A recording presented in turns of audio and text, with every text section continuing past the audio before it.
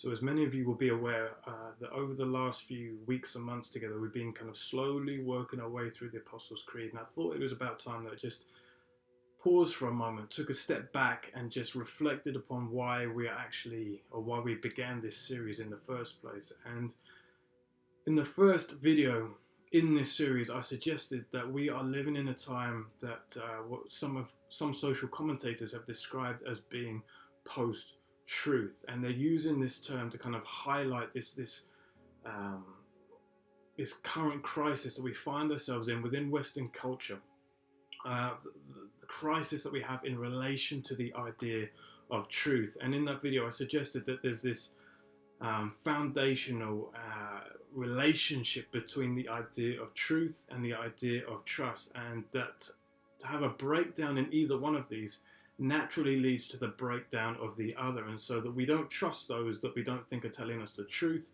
and we don't believe those that we don't trust.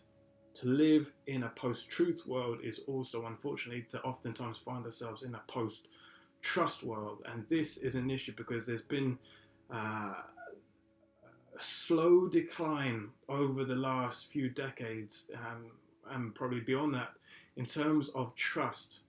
And there's this group called the Edelman, I think the Edelman Foundation, and they have been studying the levels of trust that people have for those in positions of leadership and authority within their society. And they did this massive research project where they looked at 28 different countries. They surveyed, I think it was 34,000 people, measuring the levels of trust in each country. And out of 28 countries that were researched, Great Britain came 27th. Out of 28 countries measured, the number one being the highest levels of trust, Great Britain came 27th. The only country that had less trust in its leaders and those in positions of authority over them, according to this survey, was Russia. And so this kind of lack of trust in sources of authority and in leadership hasn't come out of nowhere. And again, in that first video, I suggested that there was, over the last 20 years or so, that we have seen kind of scandal after scandal after scandal in every sphere of society. So we've seen it in politics, we've seen it in finance, we've seen it in media, we've seen it in business, we've seen it in celebrities, we've seen it in sports, and we've seen it in the church. And even since we began this series, there have been at least a few incredibly high profile, well respected Christian ministries and leaders who have had these horrendous falls from grace, and it's left many people kind of scratching their heads and wondering if we can't, or who do we trust at this time? Who is telling us the truth? And for Christians who believe that God is the source of all truth, that his word is truth, that Jesus is the very embodiment of truth, these are challenging times, and you can see different ways that people are responding to these challenges. And so one way is people simply choose to believe. They simply choose to be true what they want to be true. They choose their reality. They choose their truth. Other people kind of look to those close to them, the friends and family members and peers and colleagues, and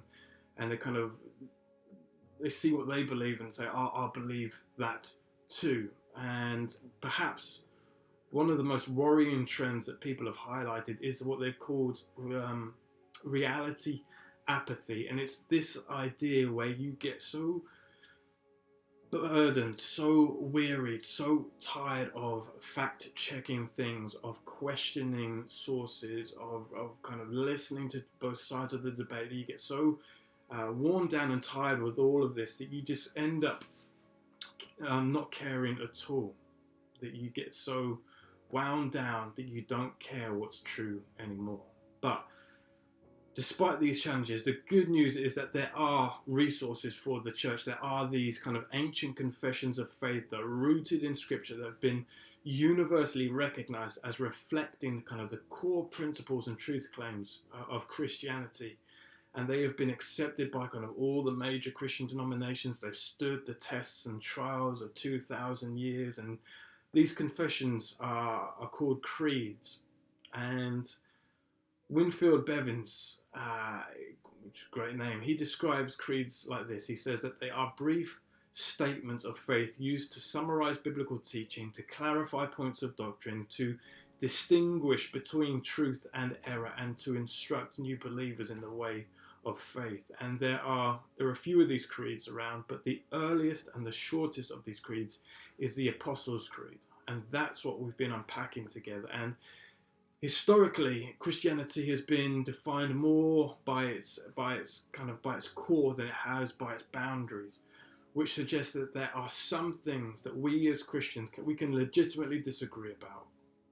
We can disagree about the end times, about spiritual gifts, about church leadership, things like that. But there are some things that are non-negotiable, that there are deal breakers in a sense, and that to divert from these is to divert from historical Christian orthodoxy. And if we want to consider ourselves to be truly faithful, then we need to hold on to what the book of Jude calls the faith that has been once and for all delivered to the saints. And